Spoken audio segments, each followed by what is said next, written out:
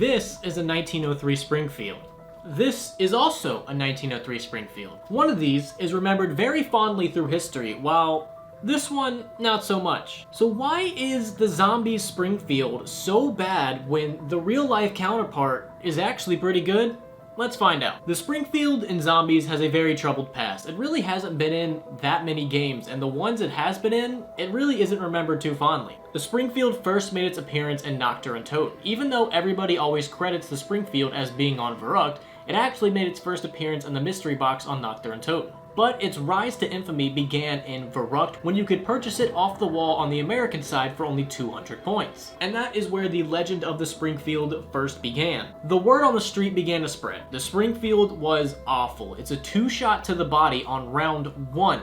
Round 1! And it stops being a 2-shot to the face on round 2. On round 2! I mean, I guess that's what you get for a bolt action off the wall only worth 200 points. But when you look at its Car 98 counterpart, you have to wonder, why did they make this thing so bad? Now, the Springfield in World at War was also going to make another appearance that a lot of people might not know about. It was also going to appear in Der Riese, but the one on Der Riese was going to have a scope on it, and it was going to be able to get pack-a-punched. But very similar to the Mosin Nagant, it ended up getting cut. And it seems like the Springfield's upgraded version would have behaved very, very similar to the Car 98. It would have been decent, but it would not have went down in history as being one of the GOATs. And the Springfield was so bad in World at War that they never brought it back for Black Ops 1. In Black Ops 1, they remastered all the World at War maps, and of course, since it was in the mystery box in Nocturne and Totem, it did not make a comeback, and for its Verrucht counterpart, it got replaced with the Car 98K. So this thing never got the redemption that it so rightfully deserves. I mean, let's take a look at the actual Springfield for a minute. The 1903 Springfield is going to shoot 30-06, and contrary to popular belief, the Springfield didn't actually start out as being able to shoot this. It actually started with 30-03, and then in 1906, hence the name 30-06, that is when this legendary duo started to appear. So if we take what the Springfield shoots, and then we take what the MP40 shoots, there's only a tad difference in what these two guns shoot. And keep that in mind, because the MP40 unupgraded is going to be a 2-shot to the body, very similar to the Springfield. But it will be a 1-shot to the head until round 4, while the Springfield is a 1-shot to the head until round 2. I have no idea what Treyarch was smoking when they assigned damage values to guns, but it obviously wasn't based on reality. So now that you know a little bit about the gun of the game, let's learn about the Springfield in real life. The 1903 Springfield was essentially just a Mauser clone. Back in the turn of the century, America was trying to innovate. They were trying to get with the times when it comes to their weapons. And we originally were using a trapdoor Springfield, and then we upgraded to a Craig Jorgensen rifle, but during our war with Spain, we ended up realizing very, very fast that our weapons just couldn't compete with the Spanish Mauser. Because during the 1898 war with Spain, the Spanish were using the Mauser 1893, and the Mauser very quickly gained a deadly reputation. During the Battle of San Juan Hill, where 750 Spanish regulars held off an advance of 15,000 US troops, and we were armed with the trapdoor Springfield and the Craig Jorgensen, while the Spanish were armed with the much superior Mauser. And immediately after, the US was like, alright, what just happened? We ended up winning the war, but we took a hit to our pride.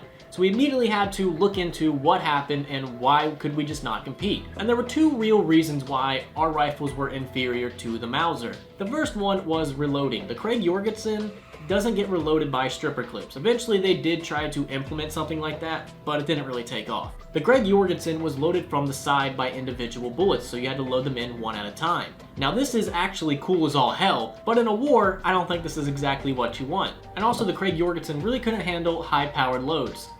So the Americans needed something else, and we just happened to find a bunch of Spanish Mausers, and we're like, well, we can see what we can do with this. So after some tinkering, we kind of combined the Jorgensen with a lot of the best features of the Mauser, and thus the 1903 Springfield was born. Now there's a bunch of prototypes and a bunch of other stuff that went in between, but that's essentially what happened. Now the funny part about that is, leading into World War I, World War I was really just a bunch of countries fighting each other with the same gun. A lot of countries were using Mauser-based rifles and were using that to fight against each other. Now not all the countries, but a hefty majority. And the Springfield just happened to be one of those rifles. And in fact, it was so closely related to the Mauser that we ended up having to pay royalties to them after World War I. We had to pay $200K to Mauser for patent infringements on the rifle and the stripper clips. And initially the US took care of that relatively fast, but then Mauser came back and said that there was an infringement on the Splitzer bullet used in the 30-06. But just so conveniently, World War I broke out and the patent was seized. But then after the war, Mauser came back and ruled that the patent seizure was unconstitutional, and in 1928 the US finally paid up. So Springfield started its main day debut in World War I. Even though it wasn't the most used US rifle in World War I believe that title actually goes to the Enfield. But to non-history buffs, a lot of people might know of the Springfield from World War II, and the various video games and movies depicting it. But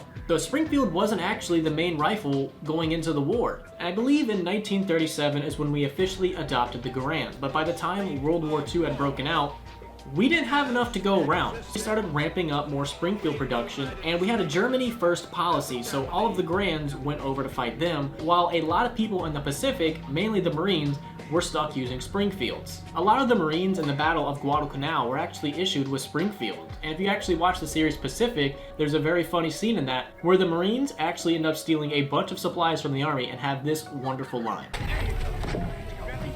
Army gets the new stuff and we fight with shit my grandfather used.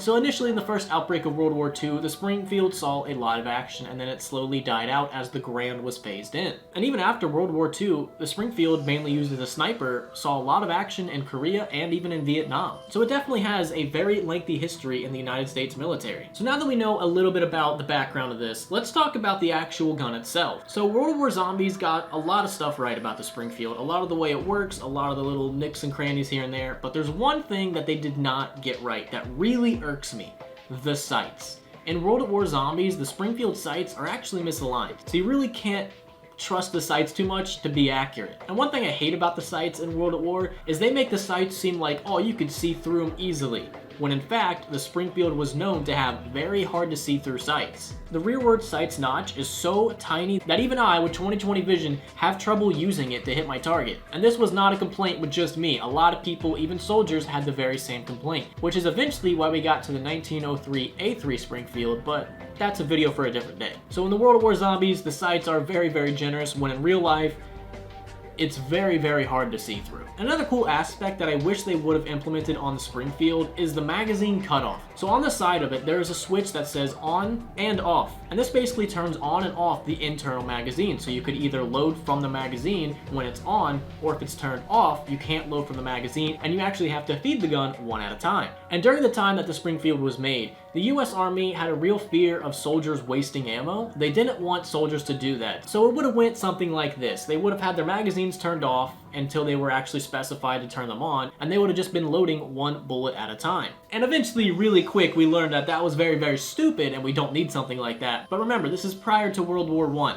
Warfare tactics were constantly changing, and the US thought that soldiers wasting ammo would have been a huge concern. But still, this would have been a really cool feature to implement into Zombies. Maybe they could have had something to where if you turn off the internal magazine, that one shot that you put in there is much more powerful than if you were using the actual magazine itself. Or maybe they could have just made that in only the upgraded version. I don't know, I'm just spitballing ideas. It would have been cool to see in the game. But unfortunately, in Zombies, you cannot turn the switch on or off. But everything else about the Springfield, they seem to have pretty on point. So that is the Cliff Notes story of the Springfield. It is a well-beloved gun in actual history, but if we take a look at it in the eyes of Call of Duty, especially Zombies, it's not too well liked and is often known as the worst weapon in all of Call of Duty Zombies history, which is a shame because in real life, it's actually a good gun. It is essentially just a German Mauser and is an all-around great weapon.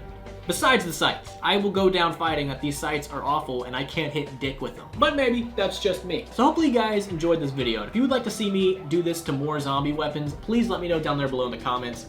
That's all I got for you. Like, subscribe, bell notification. Peace.